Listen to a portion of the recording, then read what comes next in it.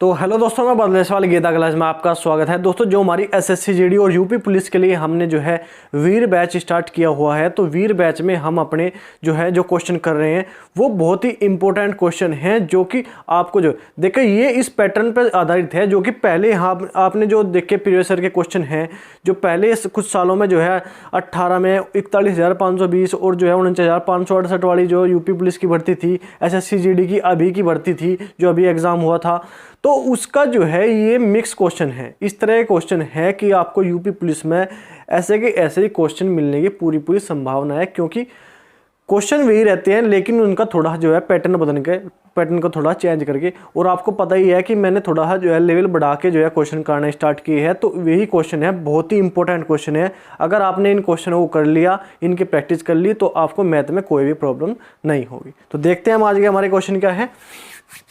Question number 108 है हमारा। एक चुनाव में उम्मीदवार एक्स को कुल वैध मतों के 70% मत मिले, यदि कुल मतों के 20% मतों को अवैध घोषित कर दिया गया हो तो मतों की कुल संख्या और मतों की कुल संख्या 6,40,000 हो तो इस उम्मीदवार के पक्ष में पड़े वैध मतों की संख्या ज्ञात करो।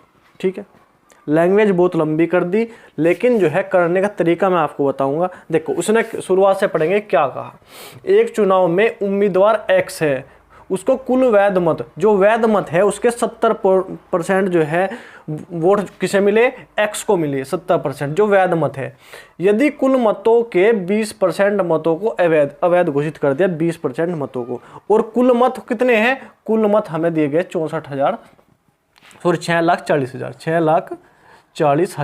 ठीक है, 6,40,000 हमें जो है कुल मत दिए गए। उसने क्या कहा, 20% मतों को अवैध घोषित कर दिया।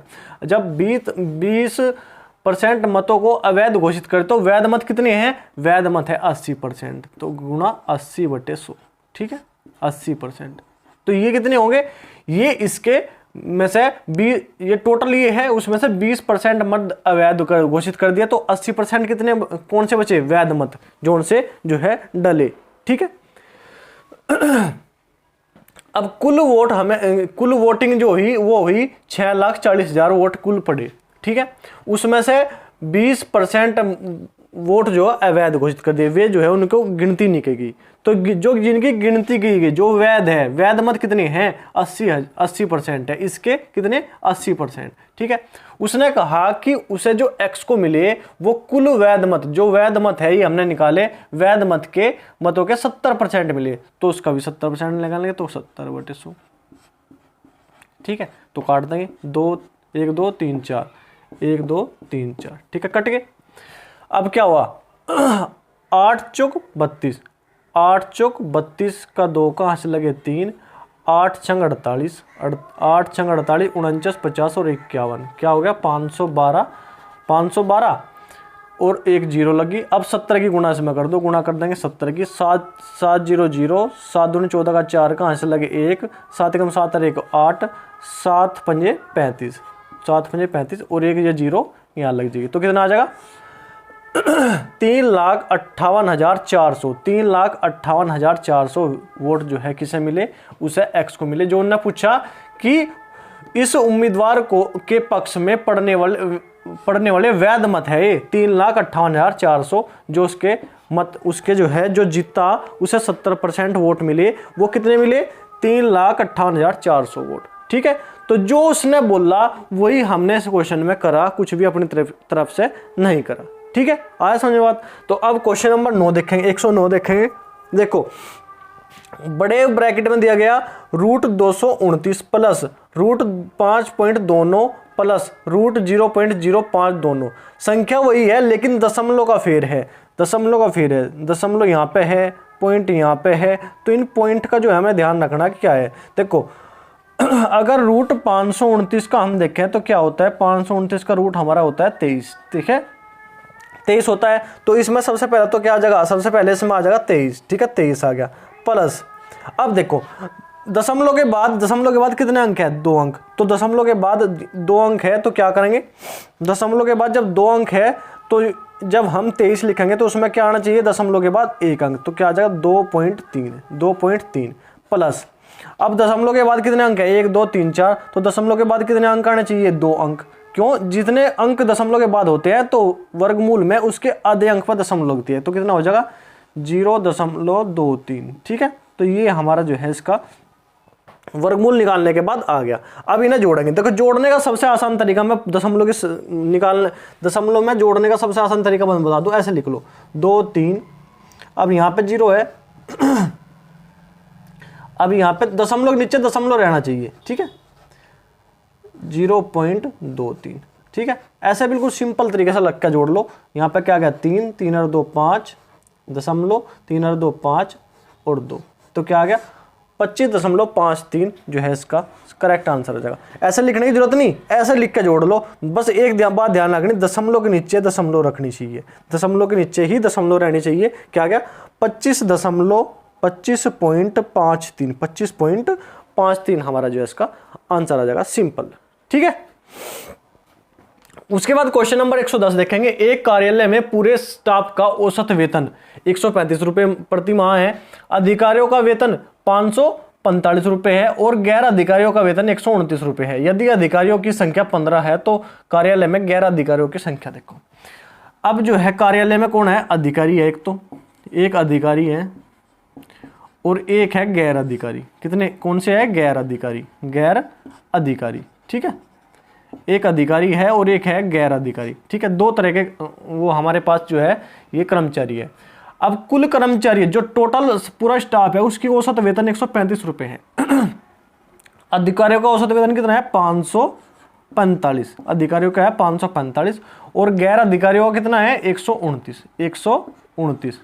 और जो कुल है, जो पूरे स्टाफ का औसत है वो 135 है, उसे हम लिखेंगे बीच में 135। ठीक है, तो इसका रेशियो निकाल लेंगे एलिगेशन मेथड से। अब जो है इसमें से ऐसे बड़े में से छोटा घटा देंगे, बड़े में छोटा घटाओगे तो यहाँ पे क्या होगा, ये होगा यहाँ पे 6 और यहाँ से इसमें से इसे घटाओगे तो क्या होगा 0, 4 में से 3 गए 1, 5 में से 4 गए 5 में से 1 गया 4, 410। ठीक है, अब 2 से काट दो, 2 से काट देंगे 3 बार और 2 से काट देंगे 2 दूनी 4, 2 पंजे 10। ठीक है, इतना आ गया 3:205 आ गया। ठीक है, उसने कहा कि जो अधिकारी है उनकी संख्या 15 है, अधिकारी की संख्या कितनी है 15 है, तो यहाँ पे क्या आया 3, तो 15 करने के लिए कितने की गुणा करेंगे 3 पंजे 15 गुणा करने के 5। अब यहाँ पे भी गुणा कर देंगे कितने की 5 की गुणा कर देंगे, 5 पंजे 25, 5 पंजे 25, 5 दूनी 10, तो कितना आ जाएगा। तो गैर अधिकारियों की संख्या हमें निकालनी थी, वो कितनी आ गई 1025। तो गैर अधिकारी हमारे पास कितने होंगे 1025। तो इस प्रकार एलिगेशन मेथड से भी हम क्वेश्चन को हल कर सकते हैं। ठीक है, तो नोट करो एक बार। क्वेश्चन नंबर 111 है हमारे पास, दो समरूप त्रिभुजों के परिमाप क्रम से 36 सेंटीमीटर और 24 सेंटीमीटर है, उनके क्षेत्रफलों का अनुपात ज्ञात कीजिए। देखो समरूप त्रिभुज कैसे होते हैं, समरूप त्रिभुज का मतलब यह है कि वे समान हैं, देखने में समान है बिल्कुल, लेकिन उनका आकार जो है अलग अलग है, समरूप का मतलब ये हो गया। ठीक है, समरूप त्रिभुज मतलब उनके जो है देखने में बिल्कुल सेम है लेकिन उनके आकार अलग अलग है, तो समरूप का मतलब हो गया ये। ठीक है, तो समरूप में एक का 36 है, क्या परिमाप, एक का 36 है और एक का 24 है। ठीक है, मैंने आपको दिखाने के लिए बता दिया। ठीक है, तो उनके क्षेत्रफलों का अनुपात निकालना है, तो क्या करना, एक त्रिभुज, एक जो है हमारा त्रिभुज, एक का 36 है और दूसरे का जो है 24 है, तो क्या करेंगे उनके जो है क्षेत्रफलों का अनुपात, तो 36/24, तो इन्हें काट लेंगे। क्या करेंगे देखो काटेंगे तो क्या होगा 6 छंग 36, 6 चौक 24, 2 तिया 6, 2 दूनी 4, तो क्या आ गया 3/2 और 3/2 का क्या कर देंगे 3/2 का वर्ग कर देंगे, तो क्या आ जाएगा 9/4, मतलब 9:4 हमारा जो है क्या आ गया, उसके क्षेत्रफल का अनुपात है। किसका, क्षेत्रफलों का अनुपात आ गया। ठीक है, क्षेत्रफल का अनुपात। अगर हमें क्षेत्रफल, देखो हमें क्या दिया गया, हमें परिमाप दिया गया और क्षेत्रफल पूछा, लेकिन अगर हमें क्षेत्रफल दिया गया हो, किसी भी का भी क्षेत्रफल हमें दे दिया कि हमारा क्षेत्रफल दे दिया हमें कि क्षेत्रफल में अनुपात जो है 3 है और जो है एक का क्षेत्रफल 3 है और एक का 2 है, तो उनकी भुजा का अनुपात बताओ।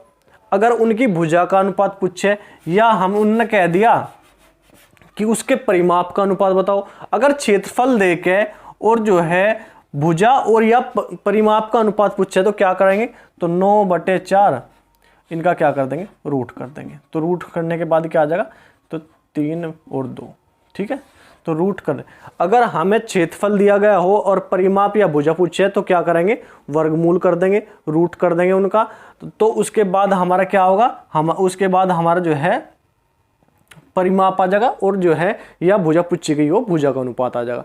लेकिन अगर हमें भुजा दी गई है या परिमाप दिया गया है तो उसका क्या करेंगे, उसका हम जो है वर्ग कर देंगे। वर्ग करने के बाद जो अनुपात होगा वो किसका होगा, वो क्षेत्रफल का अनुपात होगा। वो किसका होगा, वो क्षेत्रफल का अनुपात होगा। तो इसमें क्या पता चला कि अगर परिमाप निकालना या भुजा निकालनी, अगर परिमाप निकालना या भुजा निकालनी तो क्या करेंगे, रूट कर देंगे, वर्गमूल कर देंगे। और अगर हमें क्षेत्रफल का अनुपात निकालना तो उसका कर देंगे वर्ग संख्या का। तो 9/4 जो है इन दोनों जो है समरूप त्रिभुजों का क्षेत्रफल का अनुपात होगा 9/4, ठीक है। उसके बाद क्वेश्चन नंबर 112 है, 1500 मीटर की रेस में एक्स वाई को 100 मीटर से और जेड को 240 मीटर से हराता है, उसी रेस में वाई जेड को कितने मीटर से हराएगा। तो हमारे पास एक एक्स है, एक वाई है और एक जेड है। तो 1500 मीटर की रेस है, तो एक्स ने पूरी 1500 मीटर रेस पूरी करी, ठीक है, और उसने जो है वाई को 100 मीटर से हरा दिया। तो वाई जो है जिस टाइम वो 1500 मीटर पूरी कर गया तो उस टाइम वाई कहाँ पे था, वाई था 1400 मीटर पे, ठीक है। 1500 मीटर की रेस थी, वाई को जो है 100 मीटर से हरा दिया और जेड को 240 मीटर से हरा दिया। तो 240 इसमें से कम करने पड़ेंगे, तो ये कितना हो जाएगा, 1260, ठीक है। तो एक्स से 100 मीटर पीछे तो था वाई और जो है 240 मीटर पीछे था कौन, जेड। मतलब ये 1260 पे था और ये 1400 पे था और ये 1500 पे पहुंच गया था। इसका मतलब यही तो है, ठीक है। उसने कहा कि वाई जेड को कितने मीटर से हराएगा, मतलब वाई और जेड की बात होगी। तो वाई जेड में कितने का अंतर है, वाई जेड में है 140 का अंतर। वाई जेड में कितने का अंतर है, 140 का अंतर। तो वाई जेड को कितने मीटर से हराएगा, तो 140 मीटर का अंतर है। लेकिन उनकी जो है अभी रेस पूरी नहीं हुई, उनमें अभी अंतर चल रहा है 140 का अंतर चल रहा। लेकिन अब 140 का अंतर चल रहा कितने में चल रहा है 140 का अंतर, ये जो है इसमें जेड को जो है वाई पाने के लिए कितना चाहिए, 1400 होना पड़ेगा। तो 140 का अंतर है कितना होने के लिए, 1400 होने के लिए। लेकिन रेस कितने की है, रेस है पूरी 1500 की, रेस है पूरी 1500 मीटर की। तो ठीक है, काट दो 10 बार और 10 से कट जाएगा यह 0, तो क्या आ जाएगा 150 मीटर। तो क्या वाई जेड को कितने मीटर से हराएगा, वाई जेड को 150 मीटर से हराएगा, ठीक है। तो देखो एक और समझ लो इस बात को। अब इनमें अंतर है अभी 140 मीटर का, लेकिन रेस पूरी करनी उन्हें 1500 मीटर की, रेस पूरी करनी उन्हें 1500 मीटर की। अब उनमें दोनों गैप है 140 मीटर का, 140 मीटर का गैप है। तो 140 मीटर का गैप किस में है, तो जेड को वाई तक आने में 140 मीटर और लगेंगे और जेड को आने में, जब जेड पे आ जाएगा तो वो कितने का मीटर का हो जाएगा, कितने मीटर की रेस पूरी कर लेगा, 1400 मीटर की। मतलब 1400, 140 का गैप है 1400 में पूरी 1400 करने के लिए, ठीक है। जेड में और वाई में गैप कितना है 140 मीटर का। जेड को जो है 140 मीटर और करना है, कितना करने के लिए, 1400 करने के लिए। लेकिन पूरी रेस कितने की है, 1500 की। जो पूरी रेस है उससे कर देंगे हम गुणा, तो हमारा क्या आ जाएगा, हमारा जो आंसर आ जाएगा 150 मीटर, ठीक है। तो उससे पता चल जाएगा कि 150 मीटर को अब ये 140 से हरा रहा। देखो एक बात और समझो, अब ये जो है वाई जो है जेड को 140 मीटर से हरा रहा, ठीक है। अब जेड वाई को जो वाई ने कितनी रेस करी, वाई ने रेस करी 1400, लेकिन उन्हें दोनों को करनी कितनी है, उन्हें दोनों को 1500 मीटर पूरी करनी है। तो इसलिए हम जो है 1500 से गुणा करेंगे, ठीक है। तो हमारा 150 मीटर आंसर आ जाएगा, ठीक है। क्वेश्चन बहुत ही इंपॉर्टेंट है, तो आप इस तरह के क्वेश्चनों का भी रिवीजन करते रहिए, तो ठीक है। तो वीडियो देखिए और क्वेश्चन का रिवीजन करिए, जिससे कि आपको देखो समय जो है वहाँ पे जो है बहुत ज़्यादा इंपॉर्टेंट हो जाएगा, क्यों इसलिए जो है अपनी कैलकुलेशन फास्ट करने की कोशिश करो। तो ठीक है, आज के लिए इतना ही। अगर क्वेश्चन आपको समझ में आ रहा है, डिस्कशन आपको अच्छा लग रहा है, वीडियो आपको समझ में आ रही, वीडियो आपको पसंद आ रही, तो वीडियो को लाइक करो, चैनल को सब्सक्राइब करो और कमेंट करके जो बताए वीडियो आपको कैसे लगी। तो ठीक है, आज के लिए इतना ही। धन्यवाद। जय हिंद।